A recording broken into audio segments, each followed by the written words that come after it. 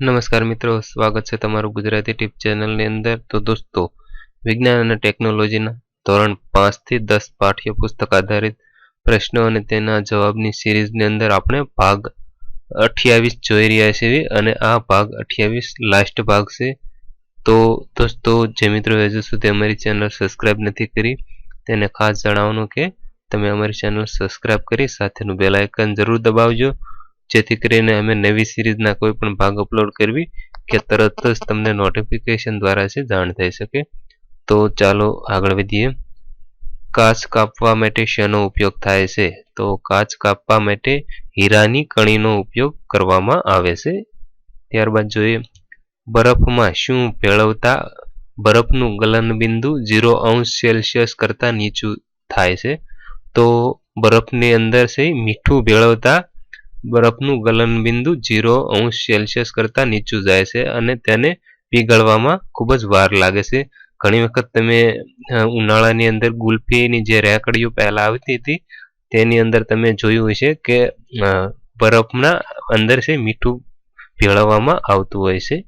તો બરફની અંદર મીઠું ભેળવવાથી તેનું ગલનબિંદુ 0°C કરતાં નીચું જાય છે અને તે પીગળતો નથી. ત્યારબાદ જોઈએ, જો વસ્તુ દૂર હોય તો આપણી આંખમાં તેનું પ્રતિબિંબ કેવું મળે છે? તો જો વસ્તુ દૂર હોય તો આપણી આંખની અંદર તેનું પ્રતિબિંબ છે ખૂબ જ નાનું મળે છે. આપણે દૂરની વસ્તુ, કોઈ ઝાડવું હોય કે કોઈ પણ મકાન હોય, આપણે દૂરથી જોઈએ તો એકદમ નાનું દેખાય છે. ત્યારબાદ જોઈએ, અમેરિકાએ શેના દ્વારા મંગળ ગ્રહ પર ઉતરાણ કર્યું હતું? તો અમેરિકાએ વાઇકિંગ દ્વારા છે મંગળ પર છે ઉતરાણ કર્યું હતું. ત્યારબાદ જોઈએ, કેટલા વેગને પલાયન વેગ કહેવામાં આવે છે? તો 4000 કિમી પ્રતિ કલાકની જે વેગ હોય છે તેને પલાયન વેગ કહેવામાં આવે છે. ત્યારબાદ જોઈએ, માનવીને અવકાશ યાત્રા કરાવવાની પહેલ કયા દેશે કરી હતી? તો સૌપ્રથમ માનવીને અવકાશ યાત્રા કરાવવાની પહેલ છે રશિયાએ કરી હતી. ત્યારબાદ જોઈએ, માનવીને ચંદ્ર પર મોકલવાની પહેલ કયા દેશે કરી હતી? તો માનવીને સૌપ્રથમ ચંદ્ર ઉપર મોકલવાની પહેલ છે અમેરિકાએ કરી હતી અને અવકાશની અંદર માણસને મોકલવાની પહેલ છે રશિયાએ કરી હતી. ત્યારબાદ જોઈએ, વિશ્વની પ્રથમ મહિલા અવકાશ યાત્રી કઈ હતી? તો વિશ્વની સૌપ્રથમ મહિલા અવકાશ યાત્રી કોણ હતા? તો વેલેન્તિકા નામની જે વૈજ્ઞાનિક છે તે સૌપ્રથમ મહિલા તરીકે અવકાશની અંદર ગયા હતા. ત્યારબાદ જોઈએ, માનવ શરીરમાં કેટલી જ્ઞાનેન્દ્રિયો હોય છે? તો માનવ શરીરની અંદર કુલ 5 જ્ઞાનેન્દ્રિયો આવેલી હોય છે. ત્યારબાદ જોઈએ, માનવ શરીરનો કેટલો ભાગ પાણીનો બનેલો હોય છે? તો માનવ શરીરનો 2.3 ભાગનો જે ભાગ હોય છે તે પાણીનો બનેલો હોય છે. ત્યારબાદ જોઈએ, માનવ શરીરનો મૂળભૂત એકમ કયો છે? તો માનવ શરીરનો મૂળભૂત એકમ છે કોષ. ત્યારબાદ જોઈએ, માનવ શરીરમાં કુલ કેટલા હાડકાઓ આવેલા હોય છે? તો માનવ શરીરની અંદર કુલ 213 જેટલા હાડકાઓ આવેલા હોય છે. ત્યારબાદ જોઈએ, માનવ શરીરમાં કેટલા લીટર લોહી વહેતું હોય છે? તો માનવ શરીરની અંદર કુલ 5 લીટર જેટલું લોહી છે એ શરીરની અંદર વહેતું હોય છે.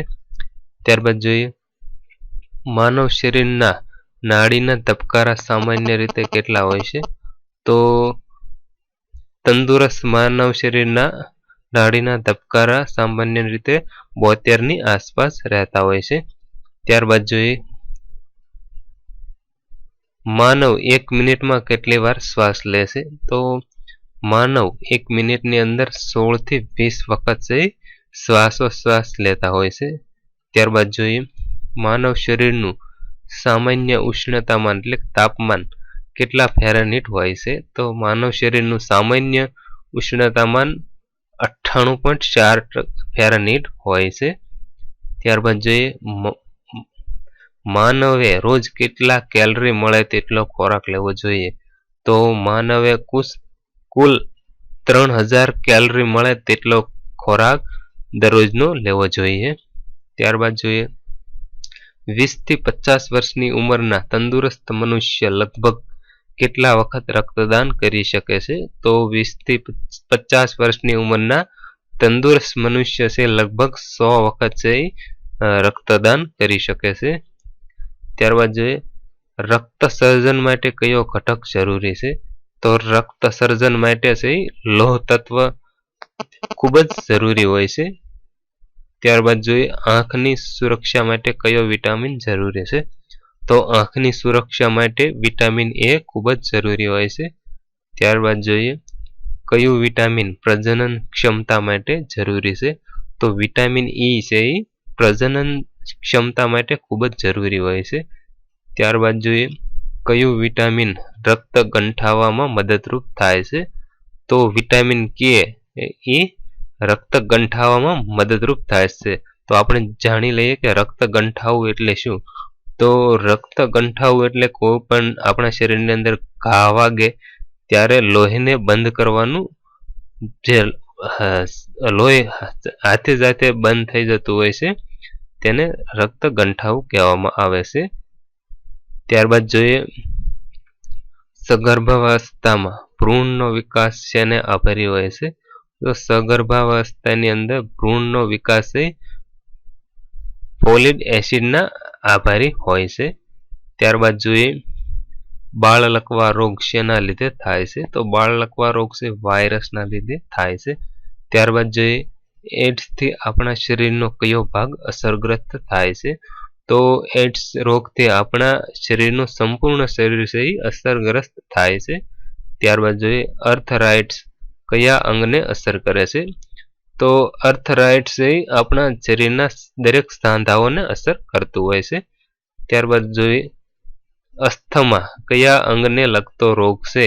તો અસ્થમા શ્વાસ નળીને લગતો રોગ કહેવાય છે. ત્યારબાદ જોઈએ મોતિયો કયા અંગને લગતો રોગ છે? તો મોતિયો છે આંખને લગતો રોગ છે. ત્યારબાદ જોઈએ ગ્લુકોમાંથી શરીરના કયા અંગને અસર થાય છે? તો ગ્લુકોમાંથી શરીરના આંખને છે અસર થતી હોય છે. ત્યારબાદ જોઈએ મધુપ્રમેહથી કયું અંગ અસરગ્રસ્ત થાય છે? તો મધુપ્રમેહથી લોહીનું સ્વાદુપિંડ છે તે ખૂબ જ અસરગ્રસ્ત થતું હોય છે. ત્યારબાદ જોયું ડર્મેટાઇટ્સ કયા અંગને લગતો રોગ છે? તો ડર્મેટાઇટ્સ છે ચામડીને લગતો રોગ છે. ત્યારબાદ જોઈએ ડિપ્થિયરીમાં કયા અંગને અસર થાય છે? તો ડિપ્થિયરીની અંદર છે ગળાને અસર થતો હોય છે. ત્યારબાદ જોઈએ ગોઈટરથી કયા અંગને અસર થાય છે? તો જે ગોઈટર રોગ છે તેનાથી આપણે જે ગળાની અંદર થાઇરોઇડ ગ્રંથિ આવેલી હોય છે તેને અસર થતી હોય છે. ત્યારબાદ જોઈએ કમળો આપણા શરીરના કયા અંગને અસર કરે છે?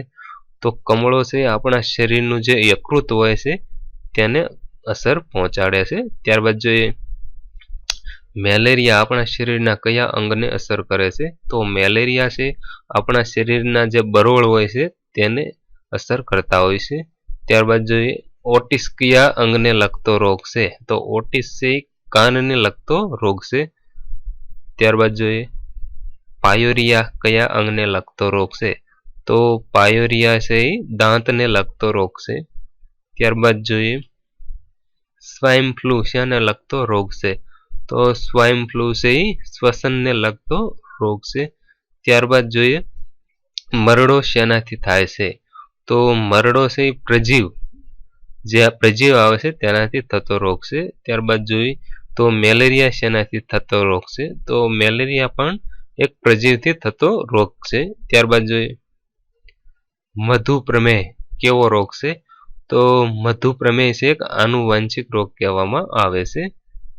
ત્યારબાદ જોઈએ કોલેરા શેનાથી થાય છે? તો કોલેરા છે બેક્ટેરિયાથી થતો રોગ છે. ત્યારબાદ જોઈએ ટાઇફોઇડ શેનાથી થાય છે? તો ટાઇફોઇડ છે બેક્ટેરિયાથી થાય છે. ત્યારબાદ ક્ષય શેનાથી થાય છે? તો ક્ષય પણ બેક્ટેરિયાથી થતો રોગ છે. તો પછી શીતળા શેનાથી થાય છે? તો શીતળા રોગ છે વાયરસથી થતો રોગ છે. તો દોસ્તો આ હતા વિજ્ઞાન અને ટેકનોલોજીના ધોરણ 5 થી 10 પાઠ્યપુસ્તક આધારિત પ્રશ્નો અને તેના જવાબની સિરીઝની અંદર ભાગ આપણે 1 થી 28 સુધીના પ્રશ્નો અને તેના જવાબ છે આપણે જાણ્યા. તો મિત્રો આ તમને 1 થી 28 ભાગ જો ગમતા હોય તો પ્લીઝ વિડીયોને એક લાઈક જરૂર કરી તથા અમારા બધા જ વિડીયોને વધારેમાં વધારે શેર કરવા વિનંતી. ખૂબ ખૂબ આભાર તમારો આખી સિરીઝ જોવા માટે. સબસ્ક્રાઇબ કરો ગુજરાતી ટીપ યુટ્યુબ ચેનલ અને સાથે બેલ આઇકન દબાવી ઓકે કરો.